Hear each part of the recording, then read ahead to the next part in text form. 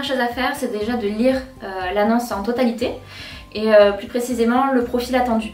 Je vous donne un exemple, si par exemple sur l'annonce il est noté DU hygiène hospitalière, il faut que vous ayez validé votre diplôme ou que celui-ci soit en cours de validation. Si votre profil correspond en tout point à l'annonce, je vous invite donc à postuler à l'offre, bien sûr avec un CV à jour avec la totalité de vos expériences datées de la plus récente à la plus ancienne. Et pour finir, si vous postulez à plusieurs annonces, pensez bien à adapter votre CV au poste et de lister les annonces pour lesquelles vous avez postulé pour être préparé au moment de l'appel du recruteur.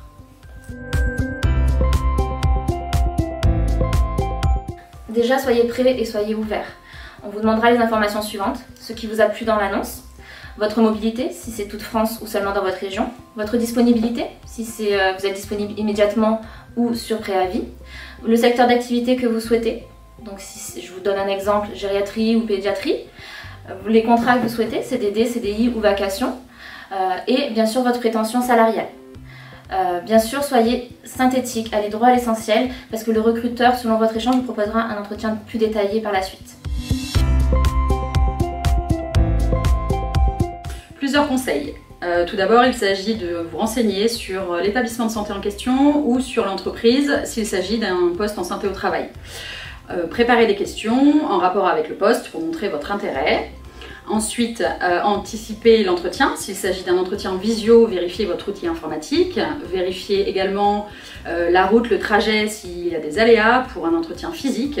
L'entretien visio doit être aussi qualitatif que l'entretien physique et tous les deux doivent avoir une tenue professionnelle, une posture professionnelle.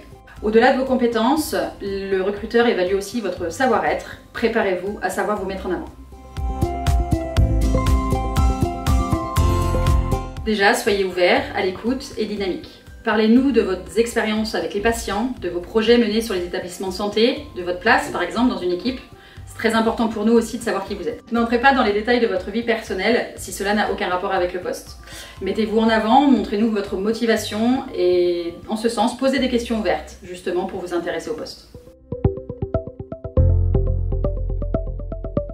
Si vous entrez dans un process de recrutement, faites surtout des retours aux recruteurs, qu'ils soient positifs ou négatifs.